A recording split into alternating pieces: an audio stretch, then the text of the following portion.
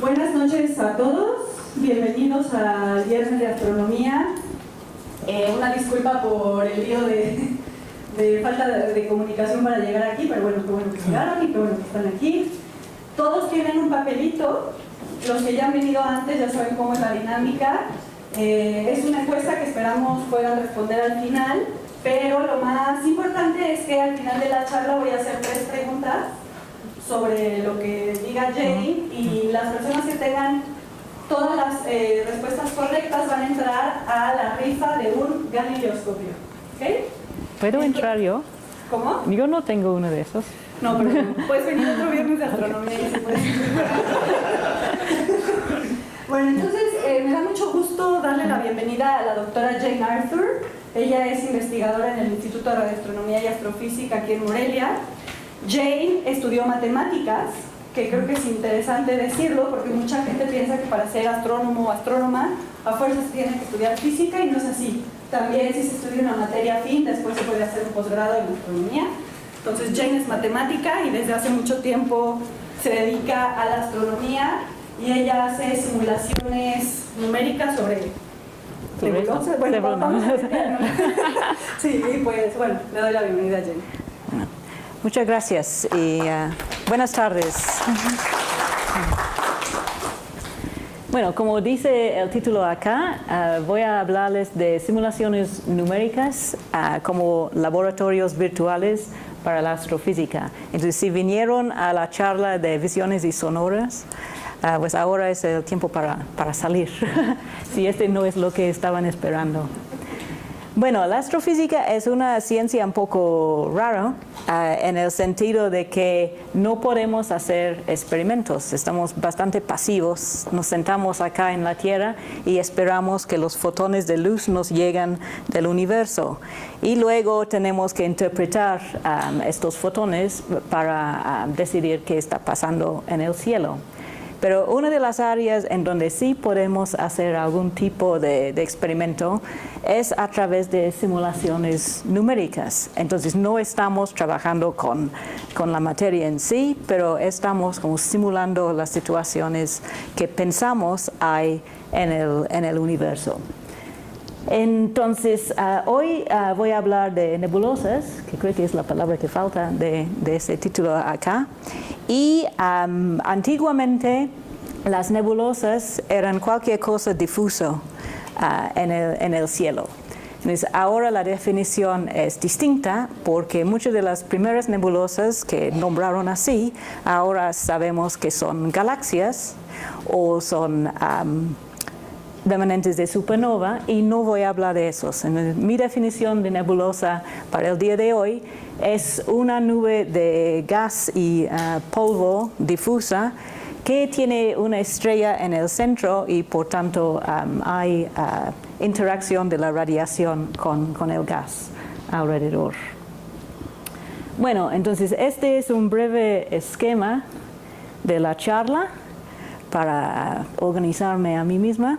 Primero voy a hablar de la motivación astrofísica, o sea que les voy a mostrar muchas fotos bonitas de nebulosas de diferentes tipos, y les voy a explicar más o menos qué estamos viendo en esas fotos. Luego viene la parte difícil. Entonces les voy a hablar de dinámica de fluidos, que es una rama muy linda de la física. Y finalmente les voy a mostrar unas simulaciones de nebulosas que yo he hecho en la última década y cacho. Bueno, entonces, motivación astrofísica, voy a hablar de nebulosas.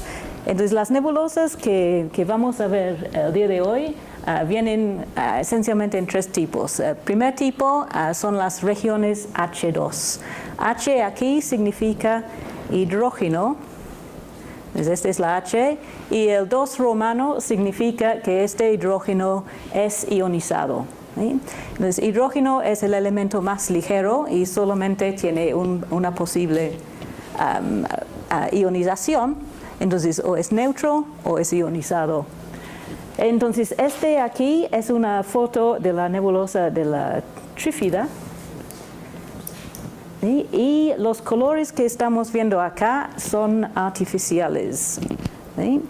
Entonces, si vemos una nebulosa así en el cielo, se va a ver rojizo porque lo que domina la emisión es la línea de hidrógeno, que es rojo en el espectro óptico, y de hecho estaba leyendo mi láser y es precisamente esta longitud de onda de la láser.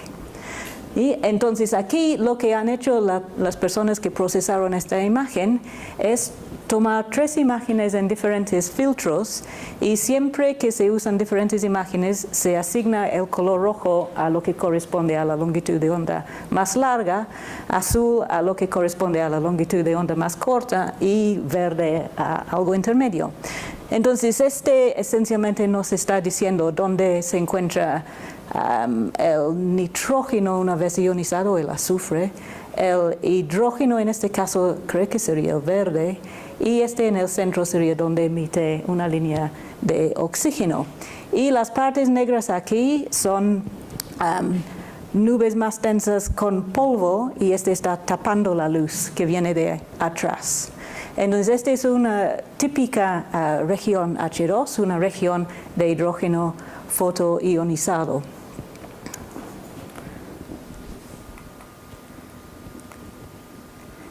Creo que tengo que acercarme a esto. Ya. Bueno, otro tipo de nebulosas son las nebulosas planetarias. Entonces, es la nebulosa del Esquimal, pero creo que lo tenemos que dar otro nombre hoy en día. Aquí otra vez estamos viendo una foto en el óptico. Lo que tenemos acá es algo que parece algo soplado, como una burbuja de jabón en la parte central, y unos grumos y filamentos que apuntan radialmente hacia afuera de este objeto central. Y otra vez los diferentes colores se refieren a la emisión de diferentes filtros. Y el contraste entre los diferentes colores también es simplemente para que la foto se vea bonito, ¿no? Entonces, en el anterior, el oxígeno realmente no emite tanto como se ve, ¿no? Entonces, por eso las regiones H2 se ven rojos, porque no se nota lo del oxígeno. Luego tenemos las nebulosas Wolf-Rayet, que vamos a ver de qué se trata después. Entonces, es uno que es bastante esférica, a cambio de las otras nebulosas que hemos visto, salvo ese chipote por acá. Y aquí vemos que lo que emite es esencialmente esa línea de oxígeno que les hablé de la región fotoionizada, y las manchas rojas que corresponden al hidrógeno están interior a eso. Entonces está como al revés de las otras nebulosas que hemos visto. Bueno, entonces no podemos hacer experimentos con estas nebulosas en el laboratorio.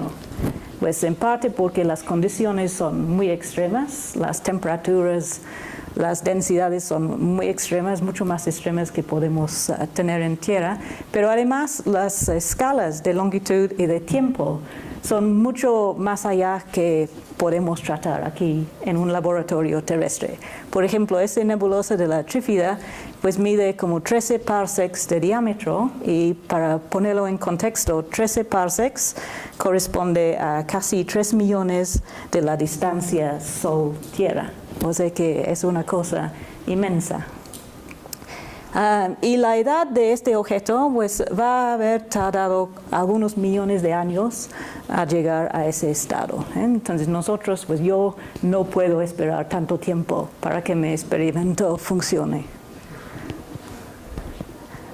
Bueno, esa nebulosa del Esquimal es un poco más tratable, pero no mucho. Entonces, el tamaño solamente unos como 40,000 veces la distancia Tierra-Sol.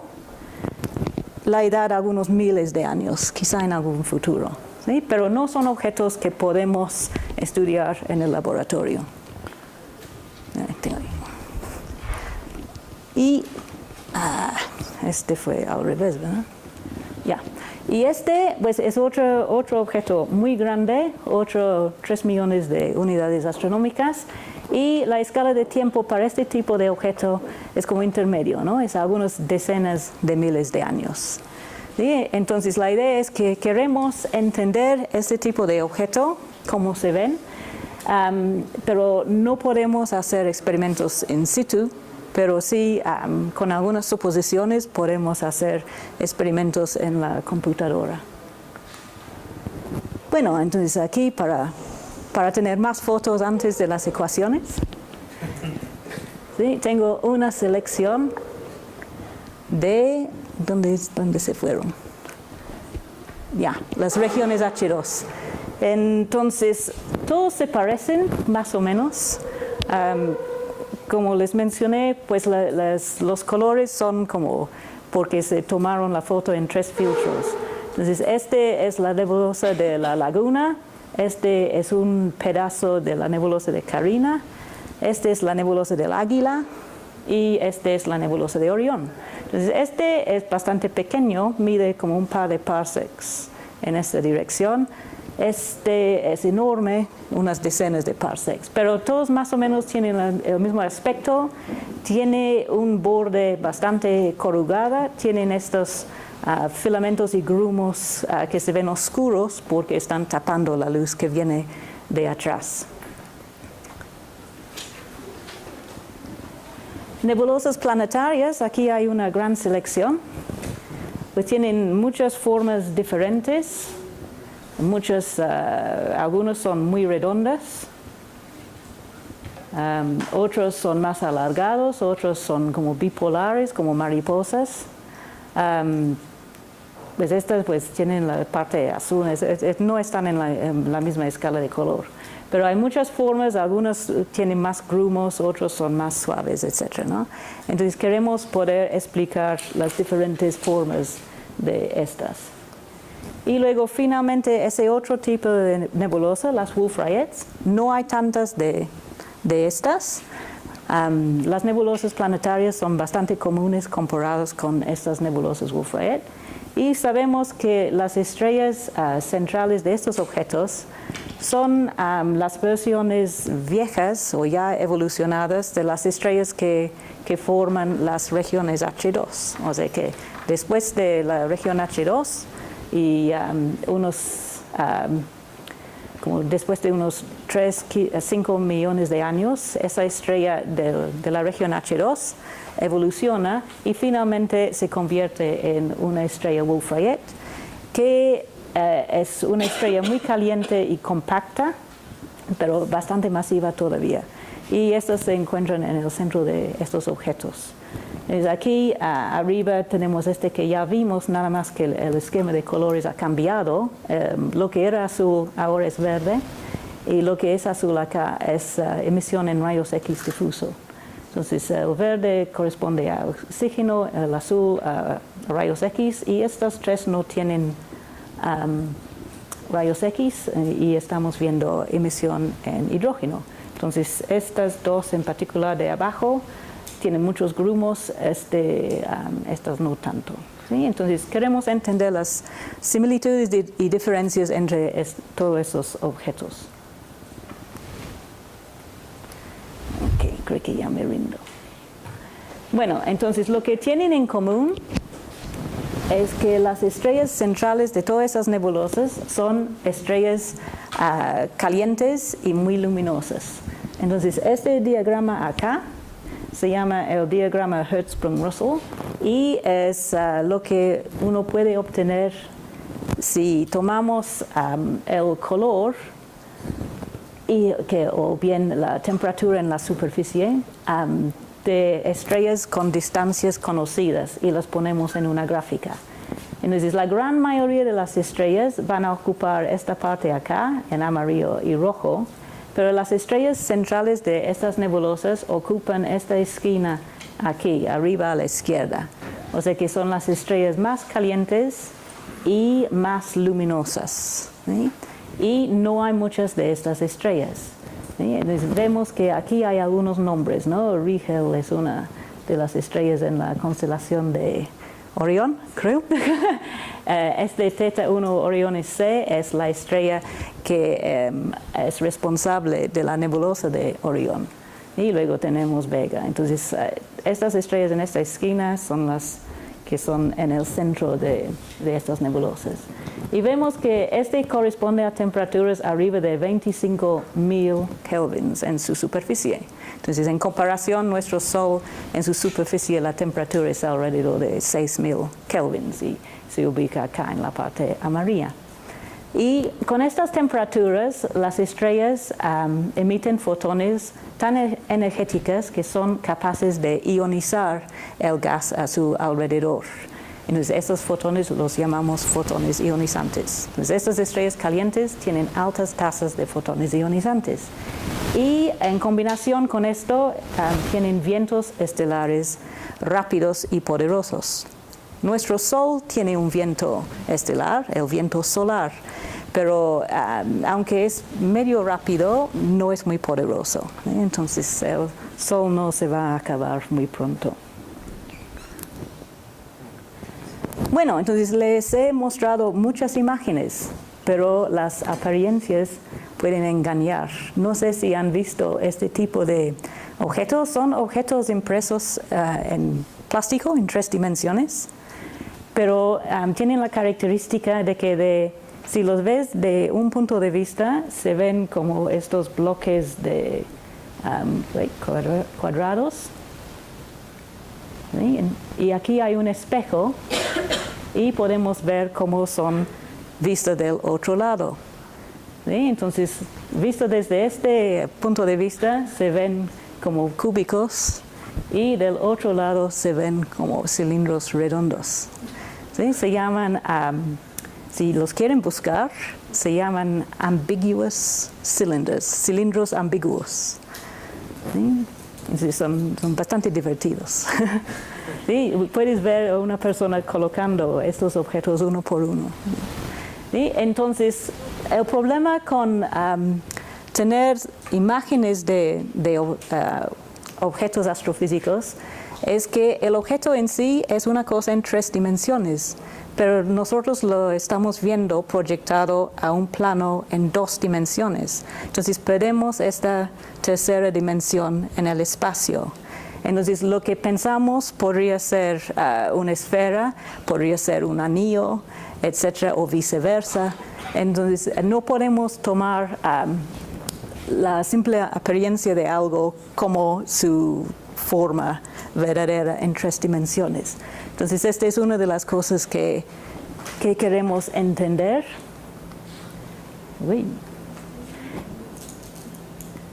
Y también les he hablado mucho de las imágenes ópticas y esa línea de hidrógeno y la de oxígeno. Pero también cómo se ve un objeto puede depender mucho de la longitud de onda que lo estamos viendo o qué tanto tiempo vemos el objeto. Entonces, este aquí en el centro es la nebulosa planetaria del Ojo de Gato. Entonces, era uno de esos de este cartel con muchos... entonces, este es lo que entendemos por la nebulosa del Ojo de Gato. Pero si hacemos una observación mucho más larga y profunda, y creo que es un poco más hacia el rojo, aunque no es infrarrojo, todavía es óptico, vemos que hay todo este material alrededor de la nebulosa. ¿Sí? Entonces hay que entender cómo es el objeto a diferentes longitudes de onda y qué hay, si estamos realmente viendo todo el objeto. Bueno, entonces imágenes son una faceta de lo que observamos en el cielo.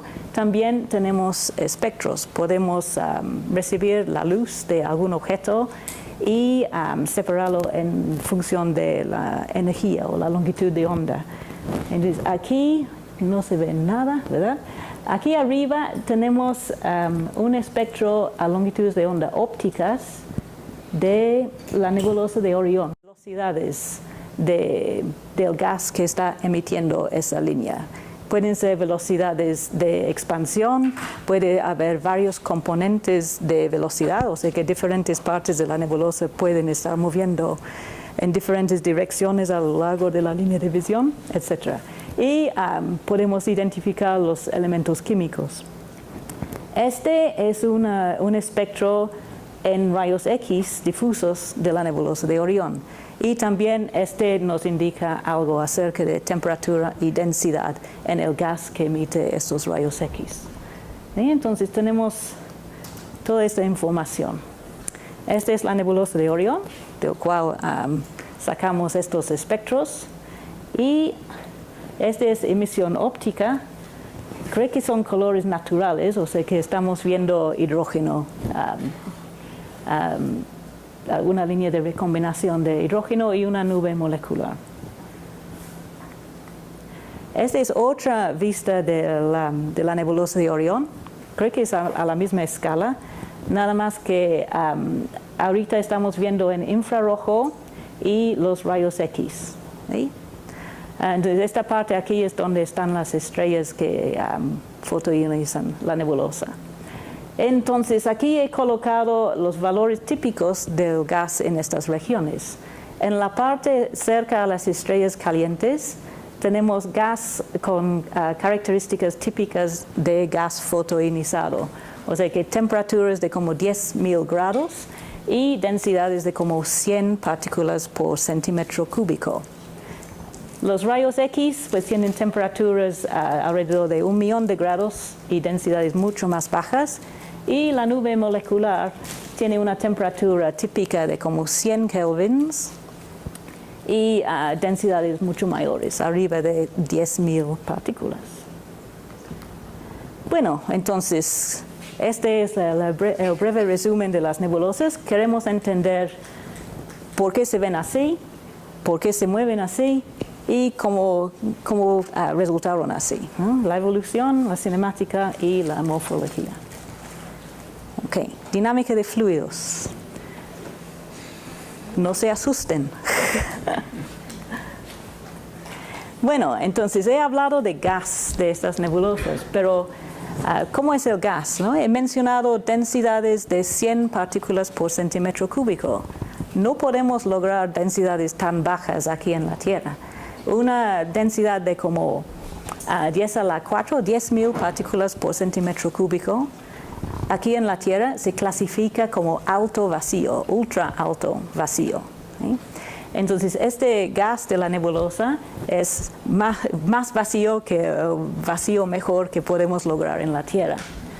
Pero he hablado de dinámica de fluidos, ¿no? Entonces este es lo que vamos a ver. Un fluido es un gas que es dominado por colisiones, ¿sí? Colisiones entre partículas. Entonces tenemos que pensar cómo podemos tratar algo tan poca densa, tan difusa, tan vacío, como un fluido, una cosa en donde colisiones son importantes. Y pues la idea viene de qué tanto tiene que viajar una partícula antes de chocar con otra partícula, y si esta distancia es pequeña comparado con la escala del objeto que estoy tratando. ¿Sí? Por ejemplo, en esta sala aquí, a la temperatura y densidad típica del día de hoy, hay alrededor de como 10 a la 19 partículas por centímetro cúbico. ¿Sí? Sí, en un centímetro cúbico, 10 a la 19.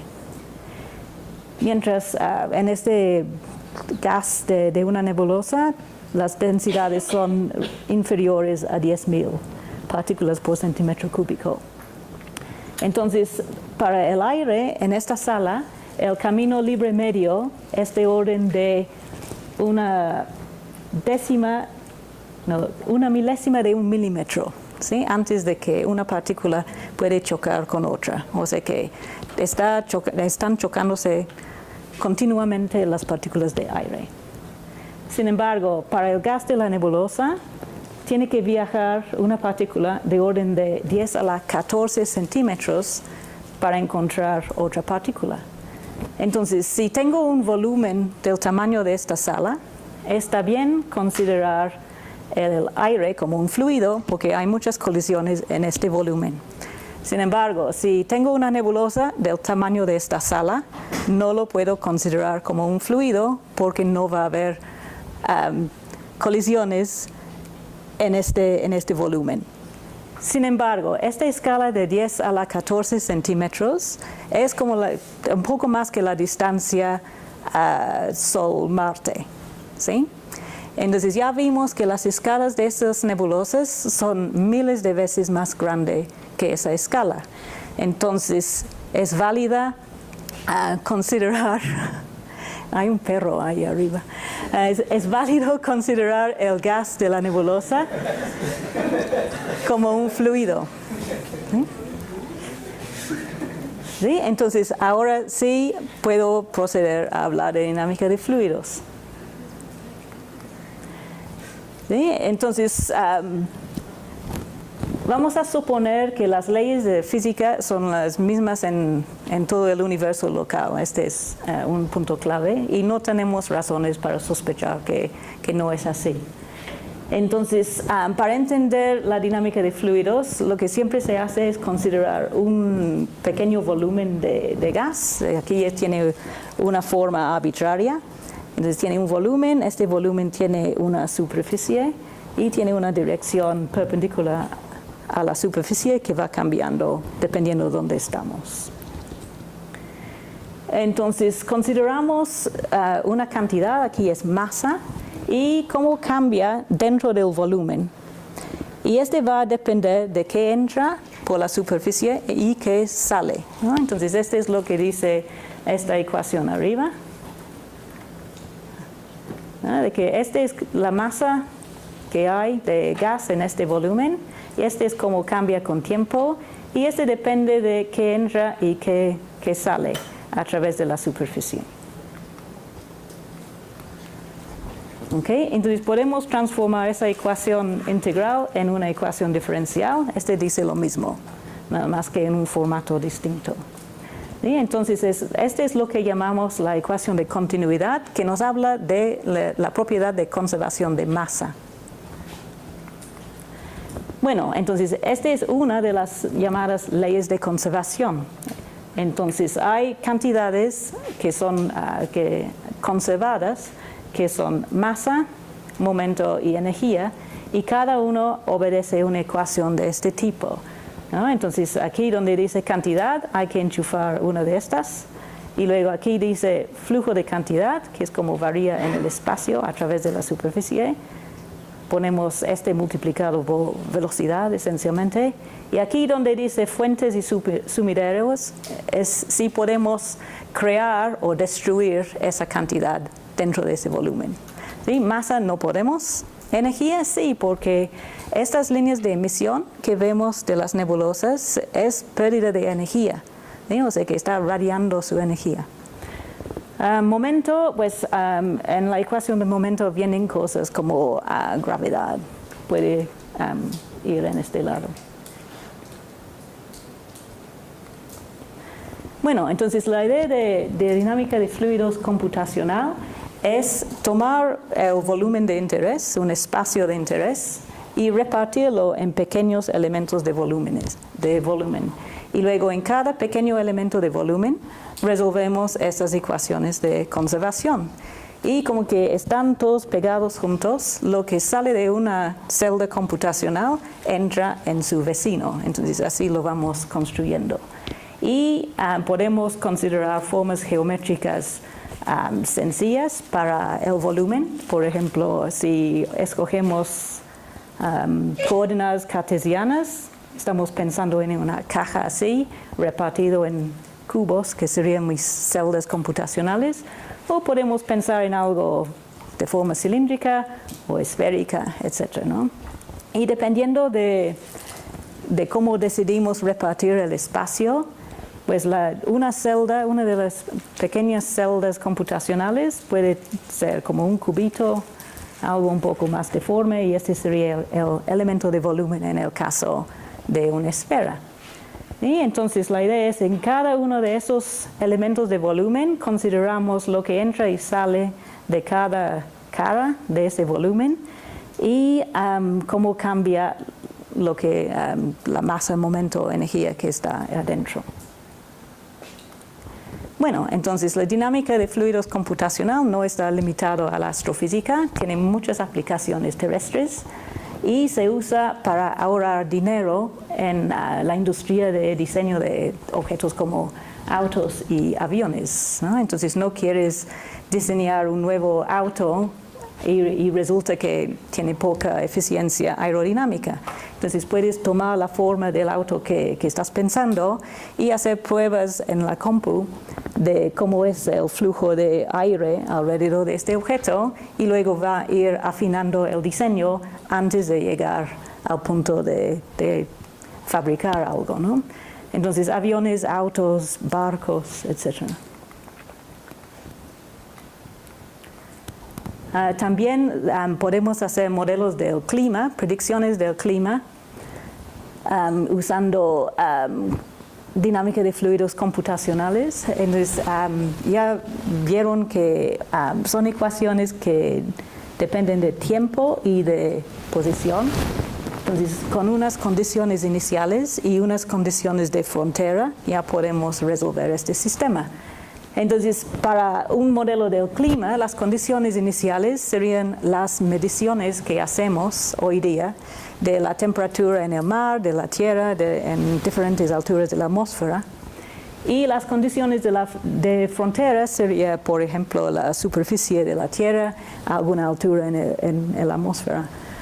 Entonces, este es una predicción de lo que tendríamos para la temperatura de aire en la superficie en 30 años, comparado con el promedio de hace 20 años en toda la Tierra. Entonces, este es el resultado de un cálculo de dinámica de fluidos computacional. En los últimos 20 años, la industria de videojuegos y de efectos especiales en películas y programas de televisión ha usado mucho dinámica de fluidos, o sea que resuelven las mismas ecuaciones de conservación. ¿Sí? Entonces aquí tenemos, creo que era como batalla de dos programas, digamos. Uno que es Maya, que es muy famoso, y otro FX. Creo que partieron de la misma condición, que era como una explosión, y a ver cómo desarrolla lo que sucede. Entonces, a ellos no les interesa tanto la precisión, pero tiene que verse bien, ¿no? Bueno, en la astrofísica, los fluidos son un poco más complicados. Son todos fluidos compresibles, sin viscosidad, y tenemos velocidades altamente supersónicas, mucho más supersónicas que cualquier cosa que podemos lograr acá. Entonces va a haber ondas de choque. La combinación de velocidades supersónicas y fluido compresible implica que vamos a tener ondas de choque.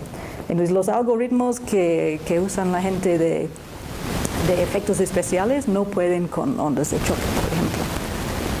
También tenemos la interacción con la radiación de la estrella central y luego podemos agregar otras cosas como campos magnéticos, etc.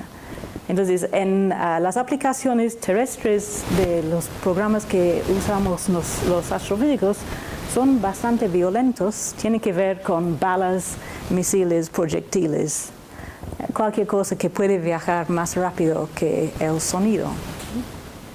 Entonces este es, nada más va a 2 veces la velocidad del sonido. O bien las bombas atómicas, también pues tienen ondas de choque, ¿no? Entonces no queremos estar estudiando estas. Aunque algunos amigos míos ya trabajan haciendo simulaciones de bombas atómicas, porque ya no se permite hacerlo de verdad. Bueno, entonces una cosa que no hemos visto es lo de la interacción con radiación. Entonces un breve repaso de fotoionización. Entonces si tenemos un átomo neutro, como hidrógeno por ejemplo, que consta de un protón y un electrón, llega un fotón con suficiente energía para arrancar el electrón del átomo y nos quedamos con 2 partículas libres, y la energía arriba de lo que necesita para arrancarse del electrón se convierte en su energía cinética y entonces va rebotando y chocando con otras partículas. Entonces, la fotoionización, en primer lugar, lleva a una duplicación del número de partículas, entonces la presión aumenta porque ya hay el doble de partículas en el gas, y además estas colisiones de las partículas energéticas ya eleva la temperatura del gas, ¿sí? Entonces el resultado de fotoionización también es calentar el gas y aumentar su presión. Entonces, si tomamos el caso como del libro de texto, de un medio uniforme y una estrella en el centro, pues lanza fotones ionizantes de forma isotrópica, o sea, en dos direcciones. Entonces, ioniza el gas en un volumen y a su vez calienta el gas. La expansión de este volumen es supersónica con respecto al entorno, entonces va a haber una onda de choque delante del frente de ionización. Entonces este es básicamente el esquema de una región fotoionizada.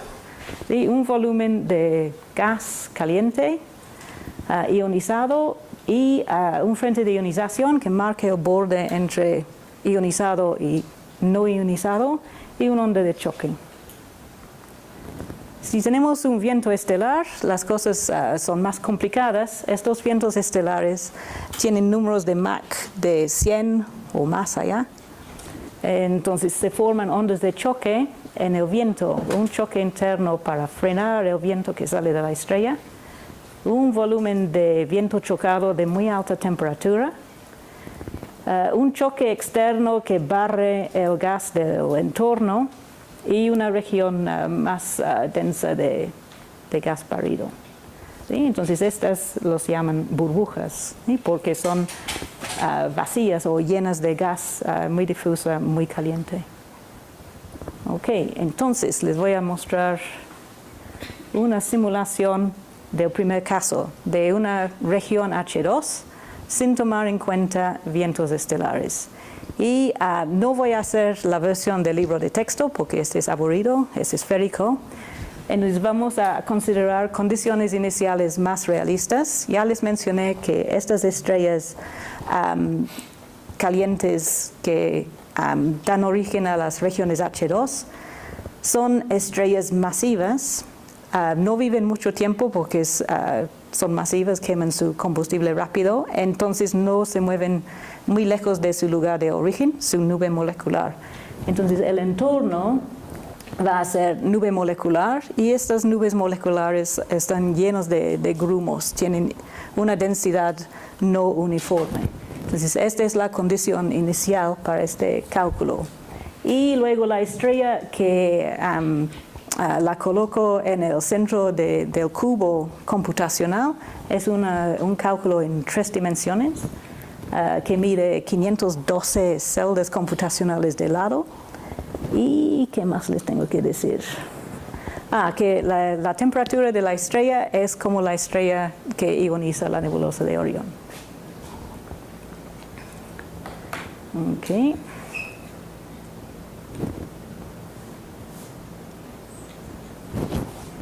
Bueno, entonces aquí vienen las condiciones iniciales. Lo de la nube molecular mide 4 parsecs de lado.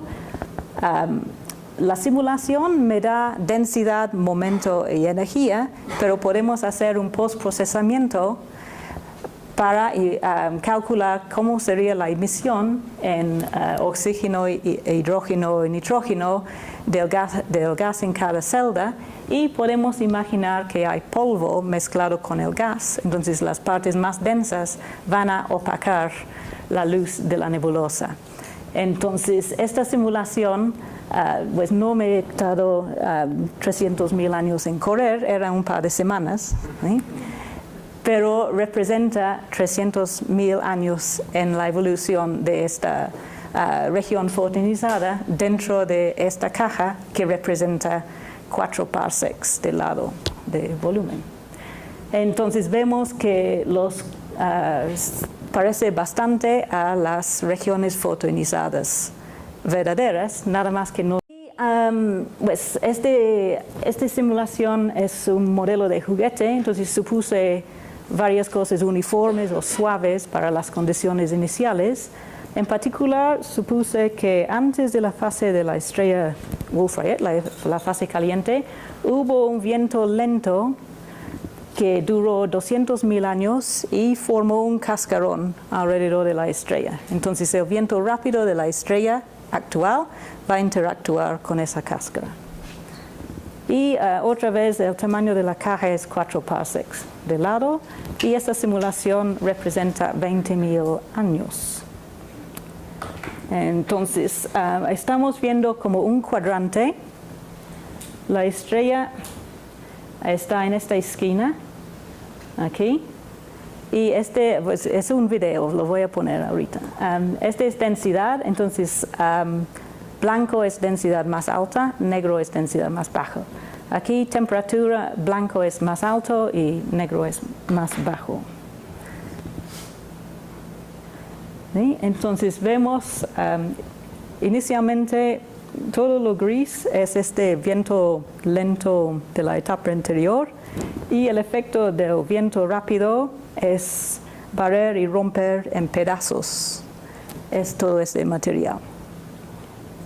Y en cuanto a temperatura, pues vemos que no tenemos esta región suave de gas de alta temperatura, se mete por todas partes. Entonces aquí tengo muchas inestabilidades que rompen en pedazos esta cáscara.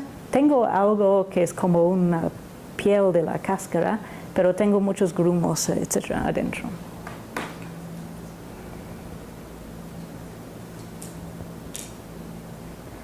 Okay, nebulosas planetarias. Entonces este es trabajo que he hecho con mi colega Jesús Toala a lo largo de algunos años. Otra vez tienen vientos estelares que me limita el paso de tiempo. Entonces otra vez son cálculos en 2 dimensiones para ahorrar tiempo. Tengo transferencia radiativa, o sea que estas son estrellas ionizantes.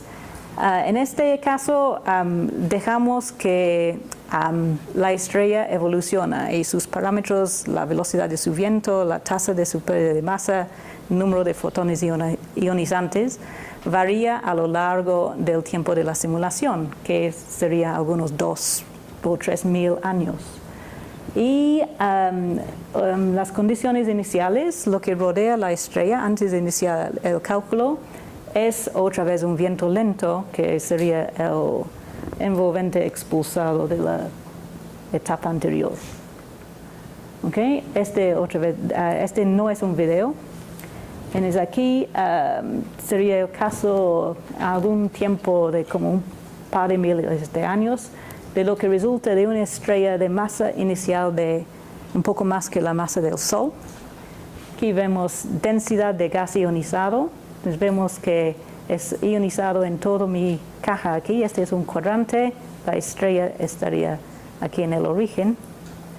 La temperatura, el gas caliente está aquí, y este es gas fotoionizado aquí afuera. Y este sería como un estimado de la emisión en H-alfa de ese objeto. Y podemos hacerlo con otras masas de estrellas que tienen una evolución un poco distinta. Este sería una estrella un poco más masiva que evoluciona un poco más rápido y la forma de romper esta cáscara externa es un poco diferente.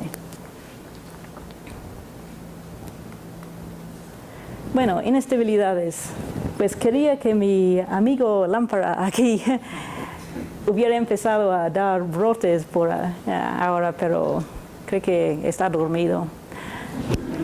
Bueno, entonces inestabilidades es un fenómeno que solamente vemos en simulaciones en 2 o 3 dimensiones. Si hacemos el cálculo en una dimensión, o sea que radialmente, nunca vamos a ver una inestabilidad porque no hay por dónde irse del material. Entonces, cuando tenemos simulaciones en 2 o 3 dimensiones, siempre vemos estos fenómenos de que algo se rompe en pedazos. ¿Sí? Y este se debe a inestabilidades. Entonces, hay muchos tipos de inestabilidades, algunos son puramente dinámicas, como la inestabilidad de Rayleigh-Taylor, que es lo que tienes cuando un fluido pesado está empujando un fluido más o menos denso. ¿Sí? Entonces, como se ve, son unos como dedos que se mete el fluido denso dentro del no denso. Y la inestabilidad de Kelvin-Helmholtz es cuando tienes dos fluidos con velocidades distintas que están en contacto, y este da origen a unos como espirales que se enredan. Luego, algunos que tienen que ver con el enfriamiento radiativo son lo de cáscara delgada, que de hecho es lo que mis burbujas de Wolf-Rayet y las nebulosas planetarias empiezan con, lo de cáscara delgada. Y inestabilidad de sombra es la luz siempre viaja por donde el camino es más fácil. Entonces, si tienes algo que es más opaco y tapa la luz, entonces los fotones viajan y calientan el gas más allá que este grumo, y hace inestable toda una región. Sí, hay variaciones en densidad que hacen variaciones en opacidad. Entonces, todas estas inestabilidades vemos en los cálculos. Entonces, estas simulaciones nos permiten abordar algunas preguntas. Por ejemplo, estas podrían ser las preguntas. Algunas son abiertas, ¿no? ¿Por qué las nebulosas tienen grumos y filamentos? Pues ya vimos que en el caso de las regiones H2, las regiones fotoionizadas, es porque el medio donde crece la nebulosa tiene densidad inhomogénea. ¿Sí? Entonces, los grumos y filamentos son lo que resta de partes más densos en la nube, que luego es fotoionizado. Pero en el caso de las nebulosas planetarias y las burbujas Wolf-Rayet, son las inestabilidades en la cáscara barrida por el viento y los choques que rompen en pedazos y forman estos grumos y filamentos. Entonces, son dos mecanismos distintos. ¿A qué se deben los diferentes regímenes de temperatura y densidad? Pues dependen de diferentes procesos físicos. O sea que gas a como 10.000 grados es fotoionizado, gas a 1.000.000 de grados es calentado por choques, porque no hay estrella que puede calentar por fotoionización al gas hasta 1.000.000 de grados, ¿no? Se queda como, el máximo es como 15.000 grados. Entonces, si hay gas emisor de rayos X difusos, hay choques. ¿Cómo es la evolución de las estrellas más masivas? Pues estas estrellas Wolf-Rayet, pues no sabemos bien cómo es la evolución de estas, ¿no? Entonces, cómo era la etapa justo anterior, porque no hay muchas de estas estrellas, hay como algunos cientos, menos que 1.000 en nuestra galaxia. Y entonces es difícil decir que este se convierte en este, o si decir pues que todos lleguen directo a cómo están. Entonces queremos entender si podemos hacer conexiones entre esas diferentes estrellas. Y entonces podemos hacer eso por estudiar las nebulosas alrededor, porque es como la huella de cómo variaban las propiedades de la estrella a lo largo de esta etapa de Wolf-Rayet o de la etapa anterior. Pues en los diagramas que les mostré de región fotoionizada y de burbuja de viento estelar, todas las velocidades apuntaban radialmente hacia afuera, porque este era algo de libro de texto. Pero en las nebulosas verdaderas vemos velocidades no radiales. Y este se debe a pues, todas las corrugaciones, que cada uno tiene su frente de ionización y hay flujos divergentes que salen de estas. Y estos flujos van hacia adentro en las nebulosas y interactúan con el flujo en general radial y nos dan turbulencia dentro de estas nebulosas. Y ¿cuándo es importante poner el viento estelar? Sabemos que en la nebulosa de Orión la estrella central tiene un viento estelar, pero yo puedo hacer modelos de regiones fotoionizadas sin poner el viento estelar y parece no hacer mucha diferencia. Entonces, hay casos en donde es importante, como en las nebulosas planetarias y en las burbujas Wolf-Rayet, y situaciones en donde no es necesario, afortunadamente. Bueno, entonces para terminar, voy a poner esto otra vez. Está en YouTube por si les interesa, una versión más larga, creo. Bueno, y con eso termino bastante bien. Gracias.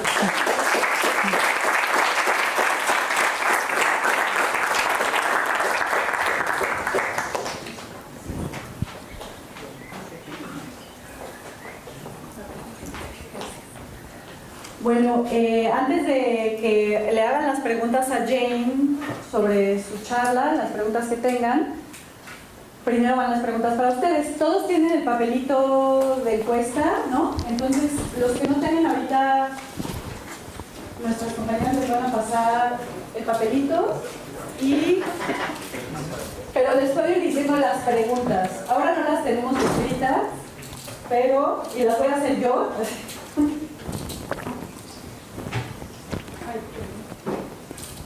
Son 3 preguntas. Las personas que tengan las 3 preguntas bien entran a la rifa de este galeidoscopio. ¿Ok? Entonces la primera pregunta es, a los que les falte papel, sí, para que no se me allá. Oye, no. ¿Listo? Bueno, ahí van, ¿eh? La primera pregunta es, ¿qué significa el número romano 2 después de la H? Al principio de la charla, Jane nos habló sobre eso. ¿Qué significa el número romano 2 después de la H? La segunda pregunta es, dígame una propiedad que se puede medir al hacer cociente de líneas. En los espectros podemos observar líneas y si sacamos el cociente, o sea, dividimos 2 líneas, la altura de 2 líneas, eso nos dice algo sobre, con que me digan una está bien.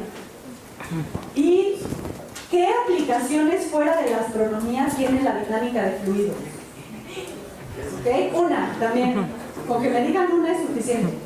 Entonces, les repito las preguntas. Las contestan ahorita rápido para que después Jane pueda contestar a sus preguntas, pero para que no conteste ella, ¿no? Entonces las preguntas eran, la primera, ¿qué significa el 2 romano después de la H? La segunda es, ¿qué propiedad podemos medir con cocientes de líneas? Y la tercera es, alguna aplicación en la que se use la dinámica de fluidos que no sea astronomía. ¿Ok? Entonces, contesten, buena suerte. Cuando terminen, si quieren, pasen sus papelitos hacia el final de la fila. Y si no preguntan eso, pueden empezar con las preguntas para Jane. Voy a agarrar otro micrófono. La 2 es el diagrama. Perdón, la 2 es cocientes de línea. Del diagrama. De los espectros. ¿Ok?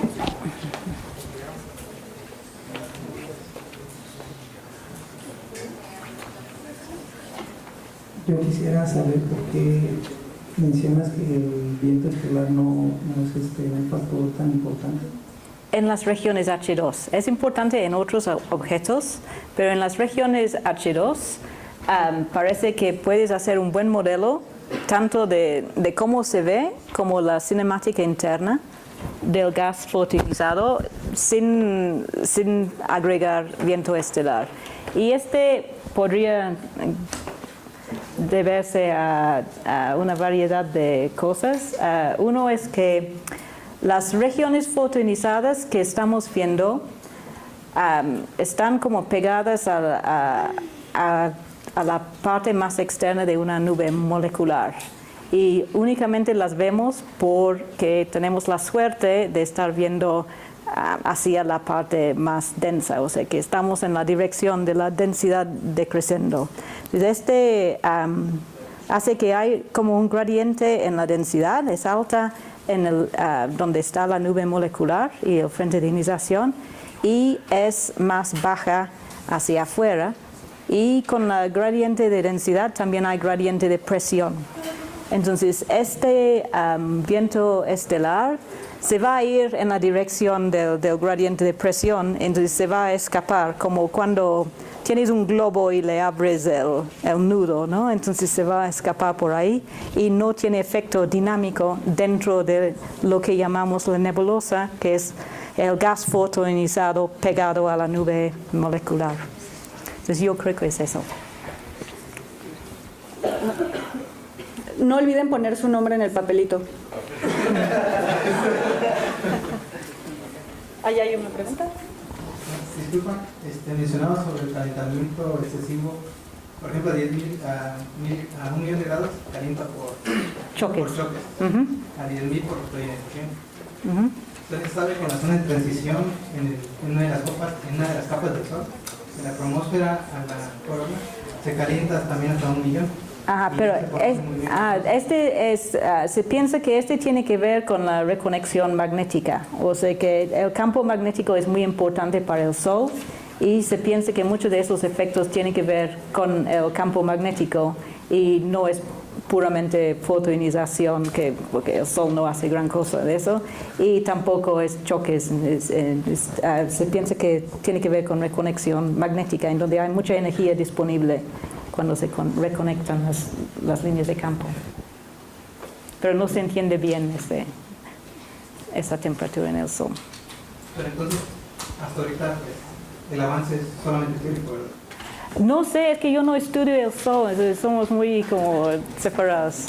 Entonces, no sé cómo son las... cuando yo era estudiante no se sabía por qué. Entonces, espero que hoy en día ya saben un poco más, pero no estoy actualizado con lo del Sol. ¿Alguien más? ¿Una pregunta? Aquí.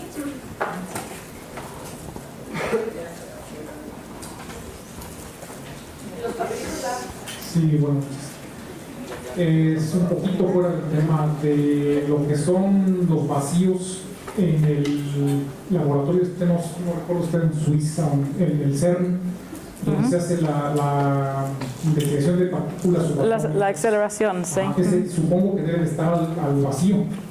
Sí, yo justamente estaba pensando sobre eso el otro día, ¿no? Yo supongo que tiene que ver con el reconfinamiento magnético que hacen a la plasma. Entonces, creo que si hay alguna partícula por ahí, no importa. Porque la colisión o la colisión con esas partículas que andan, porque no es un vacío perfecto, no están donde hay las cámaras de detección y cosas así. Y que la plasma... Es un vacío, pero no tan perfecto. Sí, entonces no podría ser, incluso se meten animales, ¿no? Pues no dentro del tubo, pero en el aparato. Entonces, dudo mucho que es incluso muy alto vacío.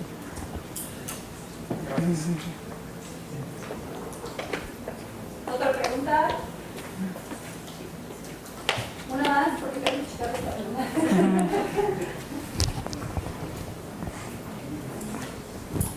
Gracias. Estaban todos asustados por la dinámica de fluidos. Jane, yo tengo una pregunta. ¿Mencionaste estas simulaciones como 2 semanas Sí. de tiempo computacional? Y Este es poco tiempo. es poco tiempo. Sí, tengo otros que duraron 3 meses. 3 meses. Sí. ¿Y qué modelaron? Este fue una estrella con un viento estelar y estaba moviéndose. Ok. ¿Y cuál fue el resultado más importante de esos 3 meses de simulación? Pues pude modelar las líneas de emisión en radio de estas regiones H2 ultracompactas. Okay.